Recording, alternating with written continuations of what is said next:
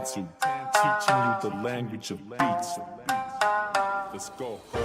Hola, amigas y amigos, nuevamente bienvenidos a este nuevo espacio que ustedes ya conocen como Rapsodia. Bueno, espero que cada uno de ustedes haya disfrutado de los episodios anteriores.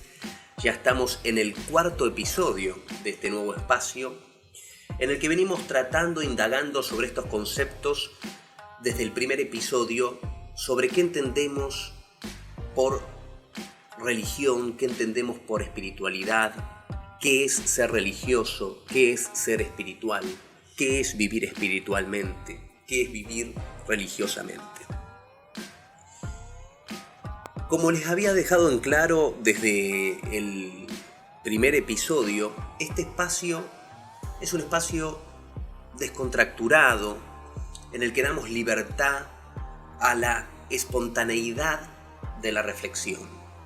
No es un lugar donde uno va a hacer un desarrollo de un tema en concreto o algo sistemático, sino más bien dejándonos llevar por la reflexión a medida que vayamos presentando determinados conceptos como los que venimos tratando.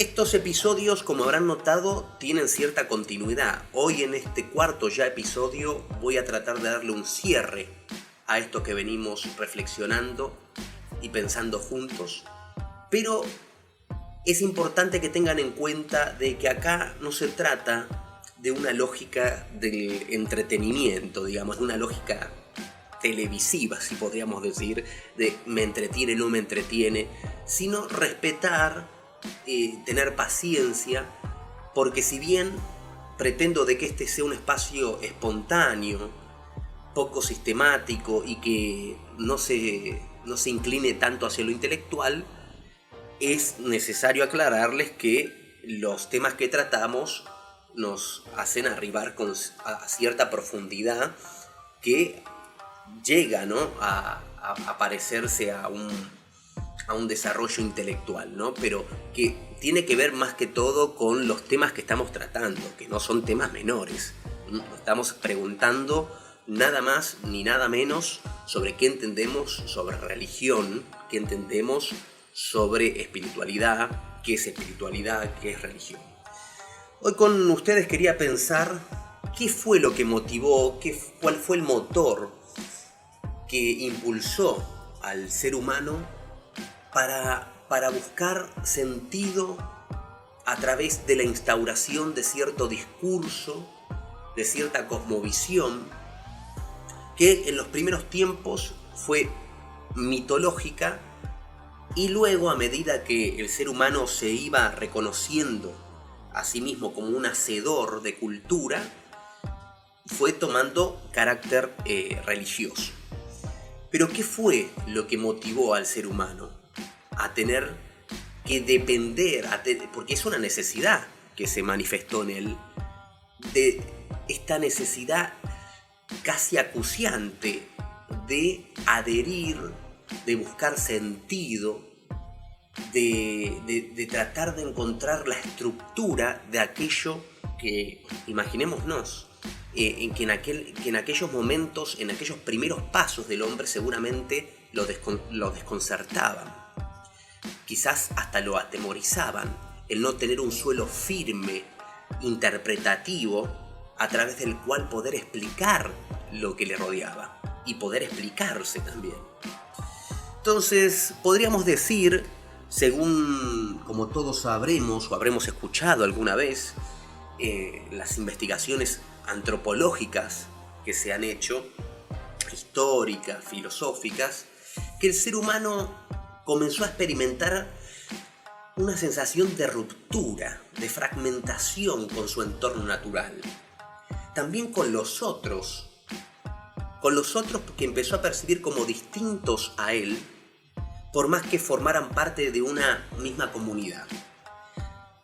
También comenzó a experimentar una sed o una necesidad de sentido, como lo que decíamos recién, que de alguna manera encuentra ese sentido en sus consideraciones sobre la trascendencia, sobre una realidad con mayúsculas que lo supera, que intuye por encima o considera la fuente de su existir mismo y a la vez el sentido de todo, el sentido del universo, en el cual se percibe el hombre tan solo como una parte. Entonces, esta ruptura o sensación de apartamiento, distanciamiento con lo natural, con los otros, con la trascendencia, fue el motor de la búsqueda de sentido.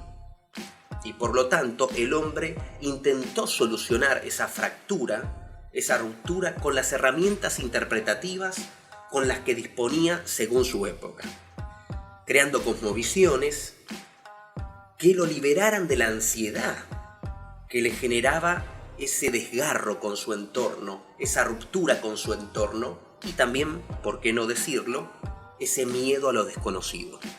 Entonces, amigos y amigas, podemos decir que la búsqueda de sentido por medio de la instalación de una determinada cosmovisión viene a reparar esa experiencia, esa sensación de ruptura que experimentaba el hombre ya con su entorno, como dijimos, con los otros y con la trascendencia.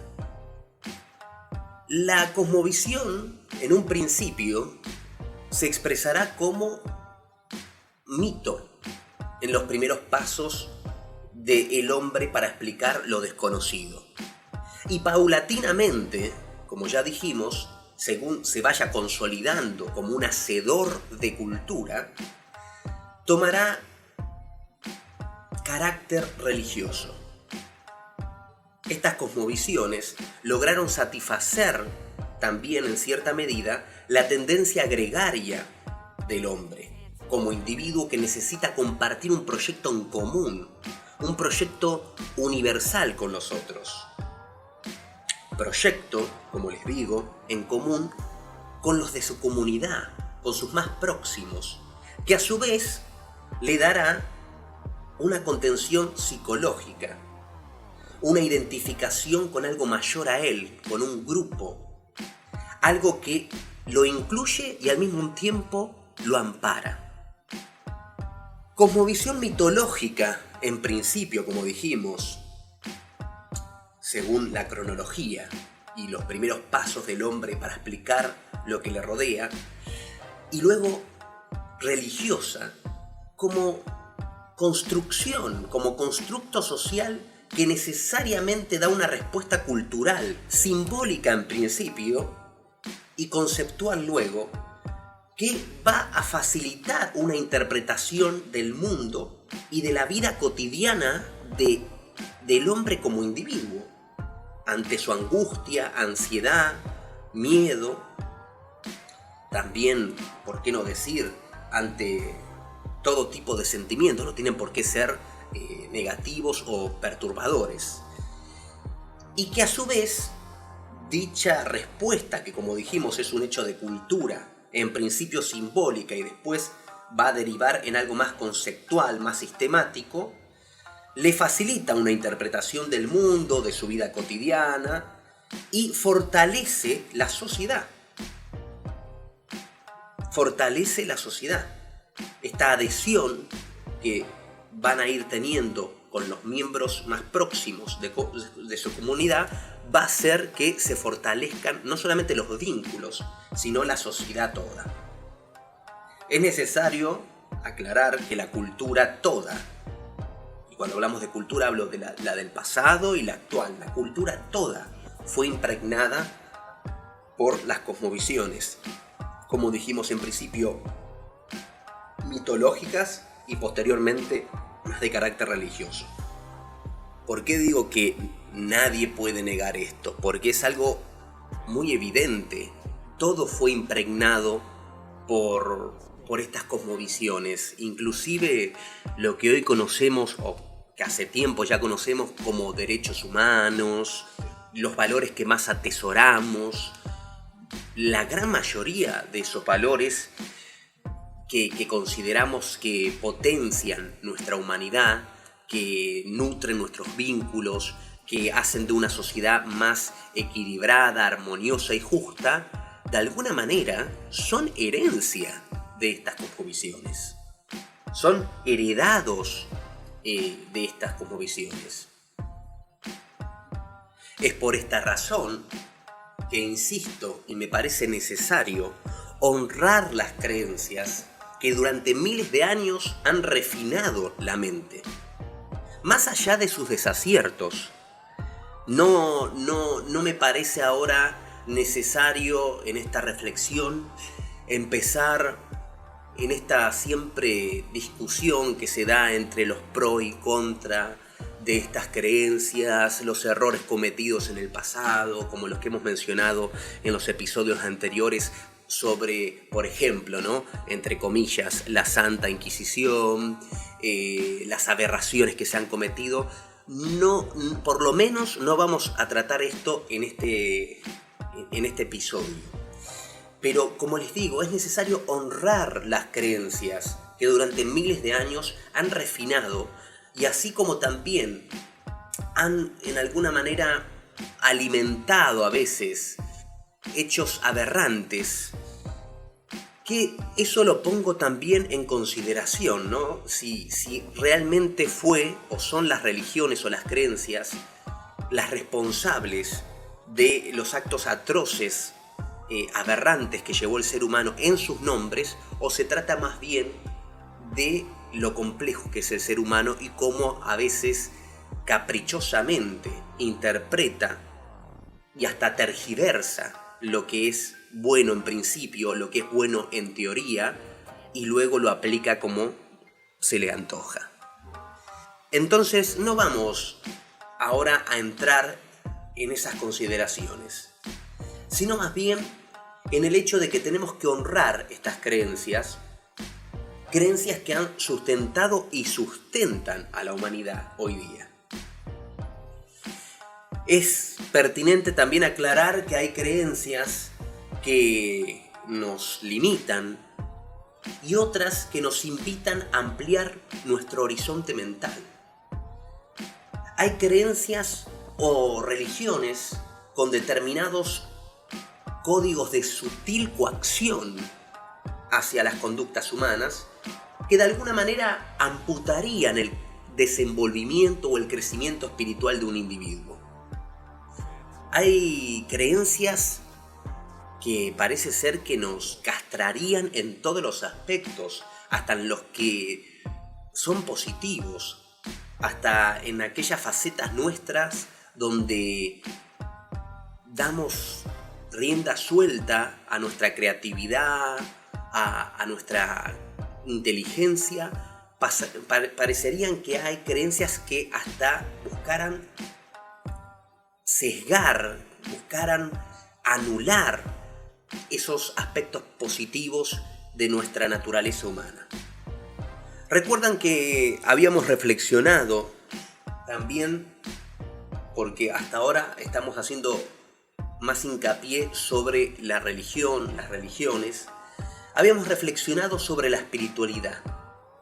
La espiritualidad entendida como una expresión individual más allá de los sistemas de creencias. Como una relación íntima, como una conexión personal con lo intangible, con el misterio, con lo trascendental. Se podría decir que hace tiempo ya, hace varios años, hay un movimiento creciente que se ve libre de la necesidad de un intermediario religioso. Decíamos que entendíamos la espiritualidad como una vivencia directa con el misterio, como una vivencia directa, personal con el misterio, más allá de las creencias y doctrinas. Como una relación íntima con el misterio de la vida, más que una determinada ideología. Entonces, amigos y amigas, ¿qué entendemos por ser espiritual? Creo que hoy día tenemos la posibilidad de ser un poco más eclépticos, de no ser tan sectarios, tan dogmáticos, porque queramos reconocerlo o no, cuando tenemos un proceder sectario, dogmático, que hasta hoy día ya parece hasta ridículo mantener esa actitud, como lo mío es verdadero, lo mío es más acertado, mi creencia es la verdadera, la suya es equivocada. Cuando ya habíamos dicho que debemos de ser conscientes de que todo esto de lo que venimos hablando, y sea lo que sea que uno adhiera, que está bien, yo no estoy cuestionando acá de que uno pertenezca a una religión convencional, a una religión institucionalizada. No estoy renegando de ello, ni pretendo hacerlo. Pero sí, amigos y amigas, decirles que hoy día tener una actitud más allá de que uno adhiera o se reconozca miembro y parte de una religión institucional, convencional, más allá de eso, creo que hoy día podemos ser, como les dije, más eclépticos. Podemos salirnos de las actitudes sectarias, dogmáticas, e ir en busca de lo que nos parece enriquecedor en cada una de las religiones. Gente, hoy contamos con un abanico espléndido para poder indagar, para poder investigar a gusto y piacere sobre cada una de las religiones, sobre las que forman parte de nuestra cultura como las de otras. El mundo está globalizado. De alguna manera el conocimiento, la posibilidad de conocer, obviamente también fue atravesada por la globalización. Hoy tenemos a mano muchas cosas que antiguamente no. Y que justamente por desconocer, por no tener a nuestro alcance, quizás si uno se va mucho tiempo atrás, en la época de sus abuelos o de sus tatarabuelos, salvo que se trataran de personas sumamente cultas en aquellos tiempos, la gran mayoría no disponía de esta posibilidad de investigar y de salirse de lo conocido, ¿no? de lo que es hoy día esta expresión que tanto se utiliza, ¿no? La zona de confort. Bueno, esto es lo que yo heredé, esta es mi religión, porque es lo que sostiene mi familia, mi comunidad, es mi idiosincrasia, mi cultura. Hoy día contamos con un abanico que se abre en todo su esplendor, que nos posibilita conectarnos con todo aquello que nos parece profundo, enriquecedor, que puede llegar incluso a darnos herramientas necesarias para interpretar aún mejor la religión a la cual pertenezco. Porque muchas veces pasa eso. No sé si alguna vez a ustedes les ha pasado, pero indagando, investigando sobre lo que dicen otras religiones con respecto a diversidad de temas que podemos tratar, cuál es el sentido de la vida, cómo surgió el universo, cuál es el fin que tiene el hombre ante sí a lograr, cuál es el objetivo, qué es lo que tiene que potenciar y desarrollar el hombre. Cuando investigando y yendo en busca, por curiosidad, por placer, por lo que fuere, hemos encontrado herramientas que nos han facilitado entender un poco más nuestra propia religión. O en otras ocasiones también nos han dado la oportunidad de cuestionarnos la propia religión.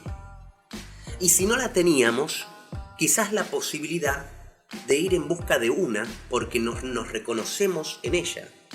Y quizás, si no la teníamos, encontrar una religión en la cual nos sentíamos realmente cómodos y no quedarnos con aquella que sentíamos que se nos imponía.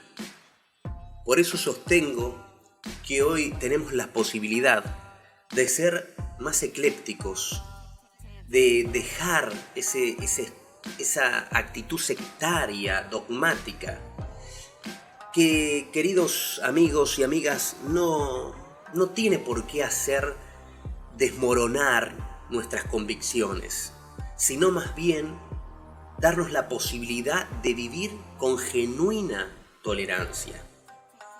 Con genuina tolerancia y ser conscientes, como habíamos dicho en un episodio anterior, de que todo esto se trata de condicionamientos. Ser conscientes de que así como una persona en un determinado lugar, en una determinada cultura, bajo una determinada idiosincrasia, o en una misma comunidad pero en distintas familias, bajo distintas influencias, fuimos condicionados de maneras diferentes. Y eso no nos tiene por qué escandalizar, no nos tiene por qué perturbar ya en el siglo que estamos.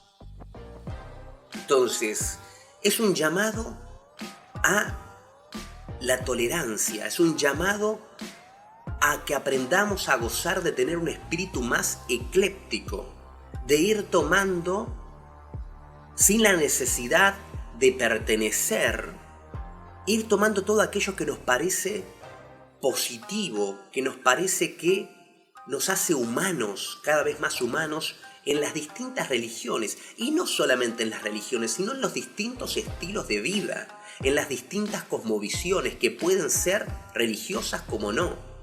¿A ustedes no les pasa, por ejemplo, el ser invadidos por la curiosidad, pero no por una curiosidad en el sentido superficial, ¿no? Como que, bueno, voy a curiosear por acá, No, sino la verdadera curiosidad, la que nos invita a conocer más. ¿No los ha invadido esta curiosidad de decir, a ver, qué hay de bueno? ¿Qué me parece de positivo en el mensaje del budismo? ¿Qué me parece de positivo y enriquecedor en el mensaje del hinduismo? En lo que transmite el hinduismo. ¿Qué puedo encontrar de positivo y enriquecedor en el islam? En el cristianismo, en el jainismo, en tal o cual filosofía de vida, no por ahí considerada religiosa, pero sí espiritual. ¿A quién no le ha sucedido el sentirse motivado, inspirado a querer profundizar un poco más en las distintas cosmovisiones y poder tomar de cada una de ellas lo que enriquezca a la mía, a mi religión, a mi visión de vida, a mi filosofía de vida, o en todo caso me lleva a cuestionarla? O como decíamos anteriormente, en todo caso me ayuda a formar una visión, porque me siento identificado, me siento realmente motivado, inspirado por lo que encontré en tal o cual cosmovisión de tal o cual religión. Entonces, amigos y amigas, como les decía, este espacio no busca, y quien les habla, Franco, no busco darles las respuestas sobre estos conceptos que venimos tratando, sino que a medida de que me vayan escuchando y reflexionando desde sus lugares, desde donde sea que me estén escuchando, vaya de alguna manera haciendo que en cada uno de ustedes se despierte una sed, se despierte un interrogante, y a partir de lo que despierten ustedes estos temas que venimos tratando y que vamos a seguir tratando, sino lo que busco es que estos temas despierten algo en ustedes y que cada uno de ustedes, a medida que va escuchando, puedan ir encontrando sus propias respuestas. Respuestas que no van a ser respuestas acabadas, inamovibles, incuestionables, sino todo lo contrario. Ir arribando acercándose a respuestas que a medida que vayan avanzando estos episodios, las vamos a ir quizás problematizando. Porque lo importante acá es que se mantenga vivo el espíritu reflexivo. Entonces, amigas y amigos, una vez más, espero que hayan disfrutado de este ya cuarto episodio de este nuevo espacio Rapsodia, para transitar juntos por la reflexión, por el cuestionamiento, por la indagación en cada uno de los temas que vamos a ir tratando en cada uno de los episodios. Desde ya, muchísimas gracias por estar.